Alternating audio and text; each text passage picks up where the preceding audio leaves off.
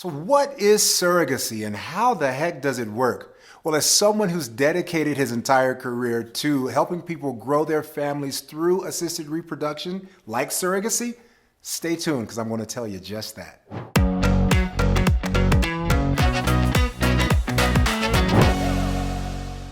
In this video, we're going to explore what surrogacy is all about. So yeah, we'll look at what it is, we'll look at how it works, and we'll look at the different types of surrogacy. Stick around. So what is surrogacy? Well, first we should ask the question, what is a surrogate, right? Well, a surrogate is a woman who carries a fetus on behalf of another person or couple with the intent of giving birth and delivering the baby back to that person or persons. And we refer to those people as intended parents. So if that's a surrogate, then surrogacy is the process of making that happen. And there are all kinds of things that surround it on the medical side and on the legal side. So since surrogacy is the arrangement that makes that possible, let's look at the variation of types of surrogacy. And you may have heard of surrogates called gestational carriers. Well, there's a reason for that, and we'll get to that in another video. So make sure you click the button below, subscribe to our channel, and explore that video. But there's traditional surrogates and there's gestational surrogates. In traditional surrogacy, the same woman who is carrying the baby is the woman whose eggs are used to create the embryo. So in a traditional surrogacy arrangement, the person carrying the baby is genetically related to the child. Now, for a whole abundance of reasons, that's all but fallen by the wayside. And if you're going to go that route, please call your attorney first. First, not second or third or first and a half, first. Because there's lots of legal implications when the woman carrying the baby is actually genetically related to the child, especially if there's an intended mother involved who wants to be the legal mother of that child instead of the surrogate. Now let's look at a gestational surrogate or gestational carrier. In a gestational surrogacy arrangement, the woman carrying the baby is not genetically related to the baby she's carrying. The embryo that's transferred to that surrogate is created from other people's gametes. Gametes, just a fancy medical word for reproductive stuff like sperm and eggs. So it's either the sperm from the intended father mixed with the egg or fertilizing the egg of the intended mother, or there can be donors involved, so a sperm donor or egg donor. But in no event is a gestational surrogate genetically related to the child she's carrying. And that makes things way cleaner and easier when it comes to the question of who's the legal parent, especially who's the legal mother. I should also mention before we move on that in a traditional surrogacy, there should still be medical professionals involved. Yes, in some cases, it's legal to do a home insemination, and some people are successful with home insemination kits. If you're going to be working with a traditional surrogate whose eggs will be used to create the fetus that she will be carrying, you'll probably want to have medical professionals do the process, because I've heard tales, none of my clients, but of people just, I don't know, getting pregnant and calling it a surrogacy after the fact. We don't want that.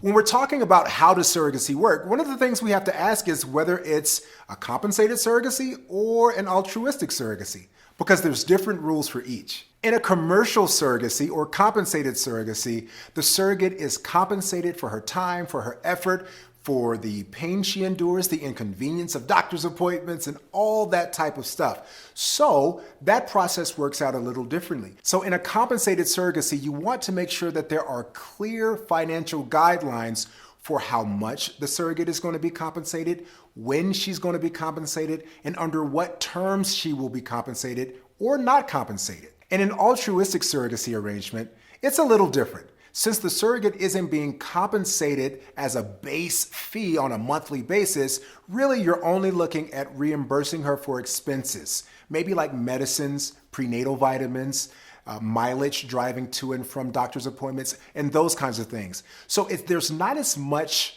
in the way of moving parts, but you still want to make sure that you have clear guidelines as to what's being reimbursed and when. So now let's talk about how does the surrogacy process work. For the sake of this conversation, I'm going to limit it to gestational surrogacy, where the surrogate is not genetically related to the fetus that she's carrying. While there's a ton of moving parts to the surrogacy process, I think we can cover it with about 4 or 5 main topics. First, there's the matching process. This is where you're looking for the person who will be your surrogate. Now, when I say match, I mean match in every sense of the word, making sure you guys feel the same way about healthy living. Because that's a question. What types of food will the surrogate eat while she's carrying my baby for 9 months? Making sure you have the same philosophy around abortion, termination, reduction of a pregnancy. You don't want to find out that you feel differently about that topic when you're 2 months in and something arises. Also, making sure you just vibe. It's the same way that you would make a friend. Listen, a surrogacy arrangement is a lot like, I don't know, a real relationship. This is the person who's going to be carrying your most treasured and valued possession, if you will. So you want to make sure that you just get along with the person. It's in no way a rent-a-womb. Then there's the screening process. There's both a medical screening and a psychological screening. At least there should be. Make sure if you're trying to do this alone, don't skimp on that. Make sure she's healthy enough to carry your child. Again, this is going to be your most prized possession, so you want to make sure she can do it. The other thing is to be psychologically evaluated. Now, yeah, it is what you think it is. Is she crazy? Well, sure, you want to know that before you jump into the process. But you also just want to know that she's mentally and emotionally available for the process and understands the emotional repercussions. I've talked to a number of women who say to me, Corlandos, I'm going to be honest with you. I couldn't be a surrogate because at the end of the day, I'd see that beautiful baby and I'd want to take it home. And there's nothing wrong with that. You just want to know that before you sign on for that kind of person to be your surrogate. And that's what the psychological evaluation provides you. A mental health professional can help that potential surrogate think through all of the potentialities and decide, is she mentally ready to carry your baby? The next step I want to cover is the legal process. Now, the legal process is super important. And let me just make a plug here for your own surrogacy attorney. I know people say, yeah, Corlandos, you're an attorney, so of course you're going to say the attorneys are the most important part.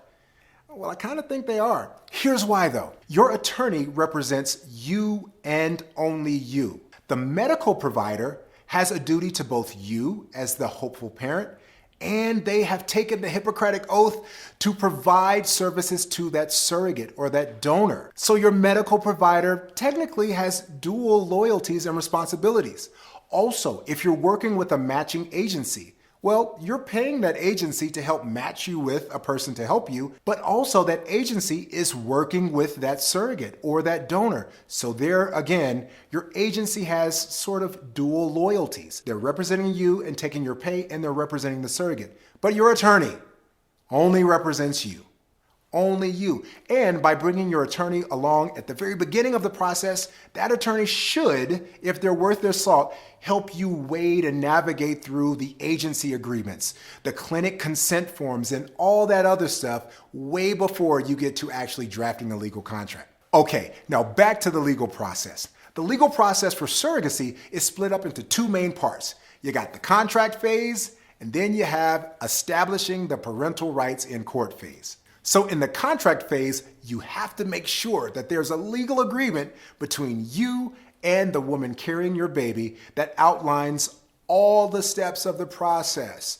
All the steps, and I mean all the things we talked about regarding abortion and termination, regarding healthy living, regarding lifestyle choices, regarding attending doctor's appointments, regarding being willing to undergo procedures and tests that the doctor deemed necessary, and also to set up a trust or an escrow account to hold the money that will be used for the process. Both surrogates and hopeful parents are interested in this because, number one, we make sure that the surrogate doesn't get all of the compensation up front, but the surrogate is also confident that the hopeful parent can't disappear into the wind and she's 5 months pregnant holding the bag, so to speak. The second phase of the legal process is the finalization of parental rights.